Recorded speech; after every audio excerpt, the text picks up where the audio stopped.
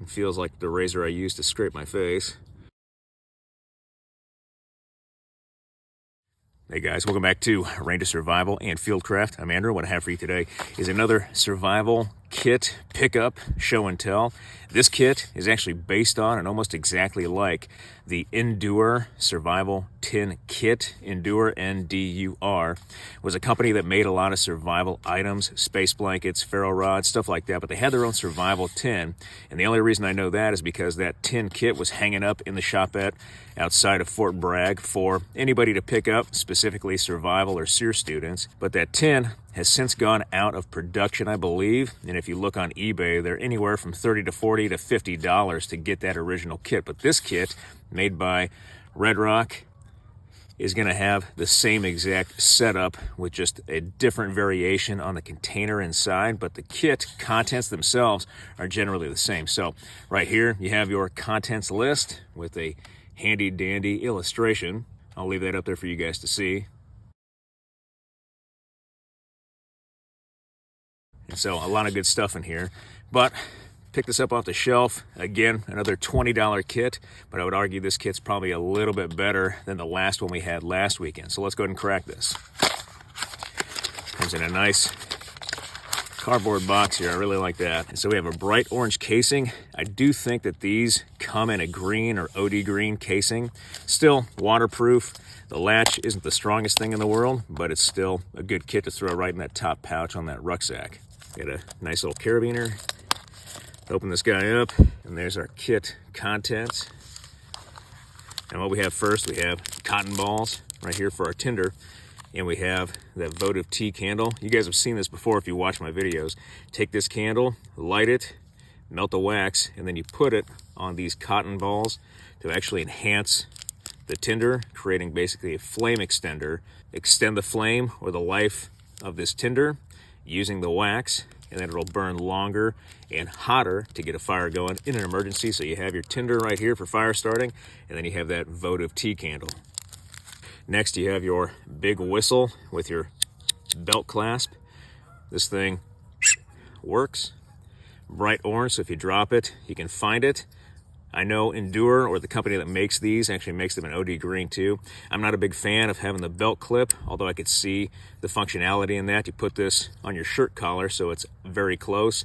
If you're injured, then you can actually get to it fairly easily with your mouth, blow on it to signal rescue. Plus it's got a nice lanyard hole right here where we can actually loop some cordage through and keep it around our neck as well. So signal whistle. Next is a ferro rod.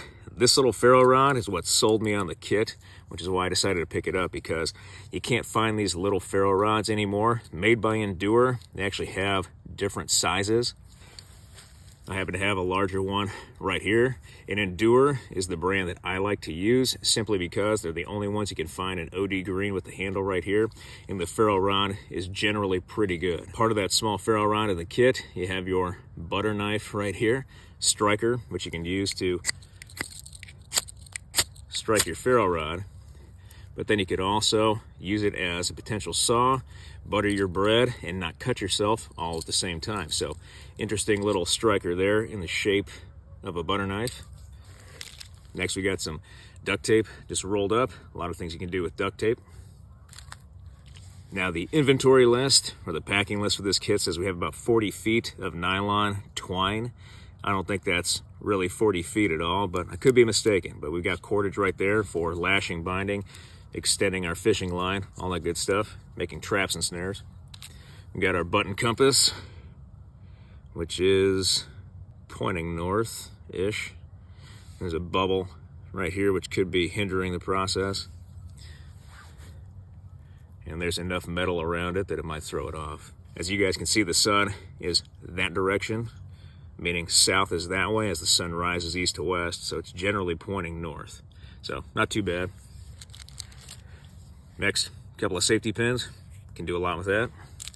We've got our snare wire. It says we have about 6 feet of snare wire, and that looks to be approximately 6 feet coiled up right there for snares, traps, improvisation. Good. And a small fishing kit. It doesn't say what's in the kit, but I can see approximately 4 hooks in there. some line, swivels, split shot. So a decent little kit combined with that nylon cord. We can extend the actual line in our fishing kit, make different traps at the water's edge, or use different methods to go after fish in the water. We've got a fairly nice commando wire saw right there with our key rings. We can actually take down material fairly easily. This one's a nice one.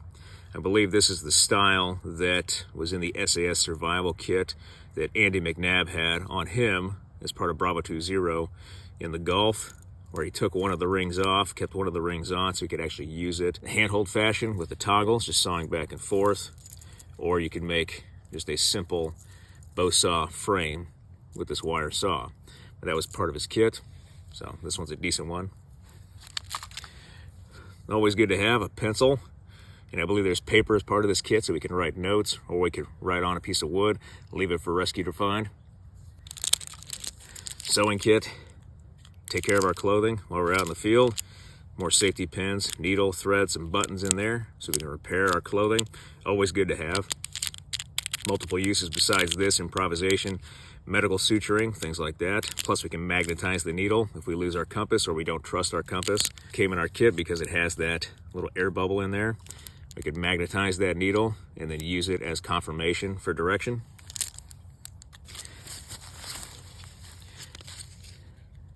Next we got a matchbook.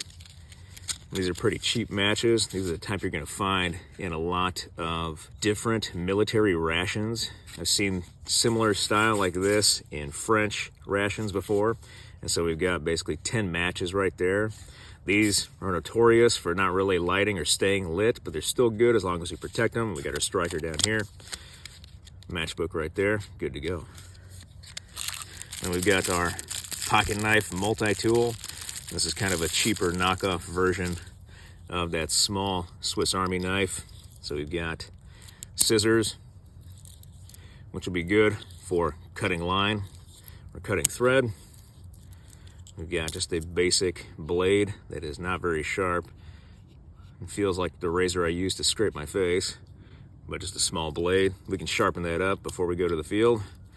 Now we've got our file, nail file, and a small chisel basically, key ring so we can lock it, put it in our pocket. Just a small Swiss Army knife. It's kind of, actually feels heavy duty, so we can probably use and abuse this, sharpen that blade up, and we've got a decent tool right there as part of our kit. I'm going to put that back in its plastic sheath there. Now the last couple of things, we have paper. This is supposed to be special waterproof paper that we can use with our pencil and write notes or make a small map. And it actually folds out a little bit more, I guess, like that.